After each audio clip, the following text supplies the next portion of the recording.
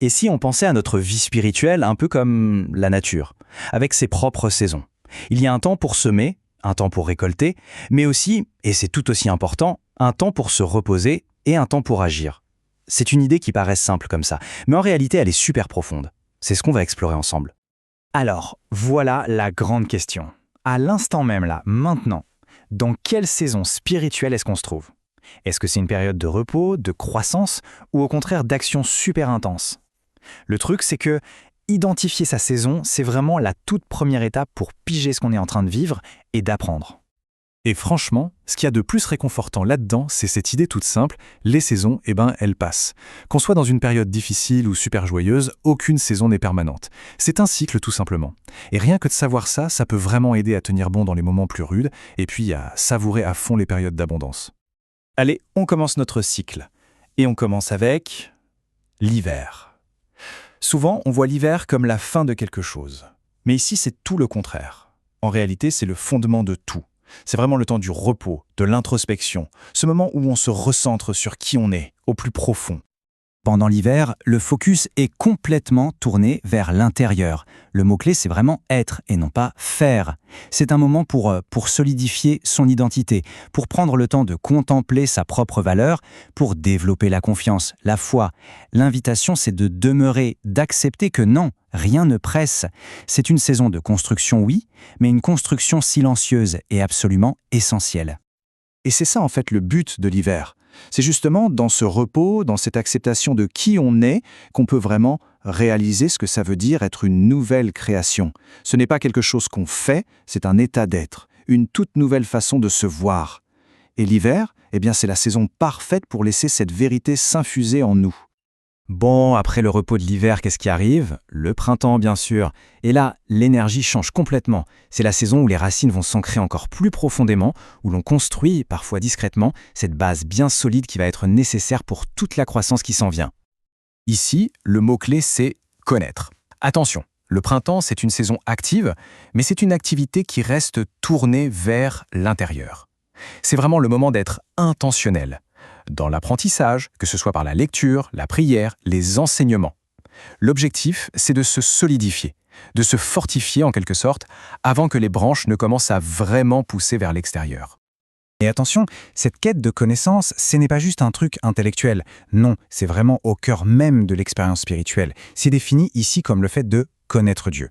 Le printemps, c'est donc cette saison bénie où l'on prend le temps d'approfondir intentionnellement cette relation.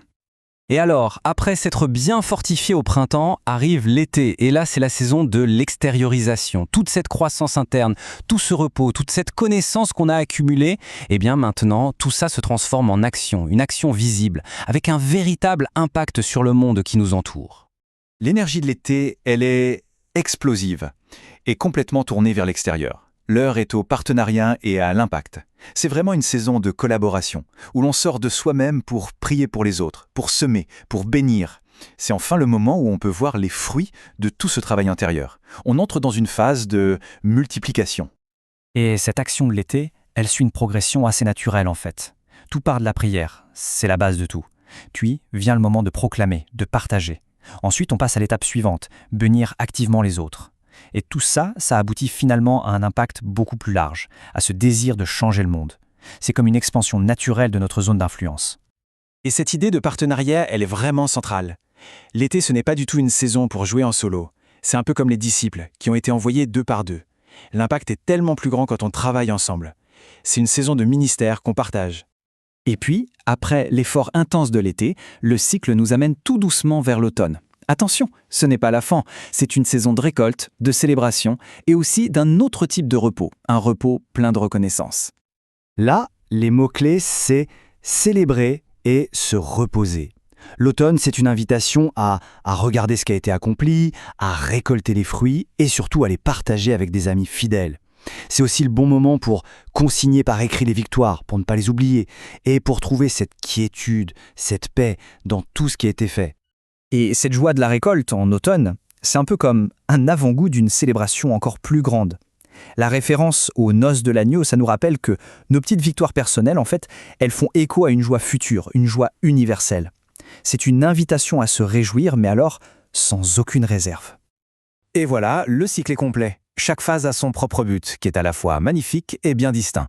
On a l'hiver pour être, le printemps pour grandir, l'été pour agir et l'automne pour célébrer. Et après ce repos plein de gratitude de l'automne, un nouvel hiver commence qui nous invite à nouveau à approfondir qui on est. Le cycle continue, encore et toujours.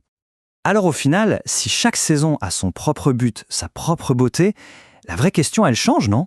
Ce n'est plus de se demander comment sortir de cette saison au plus vite, mais plutôt comment peut-on s'en réjouir ? Comment est-ce qu'on peut trouver de la joie et du sens, que ce soit dans le calme de l'hiver, l'effort du printemps, l'action de l'été ou la fête de l'automne ? C'est une question qui, vraiment, peut tout changer.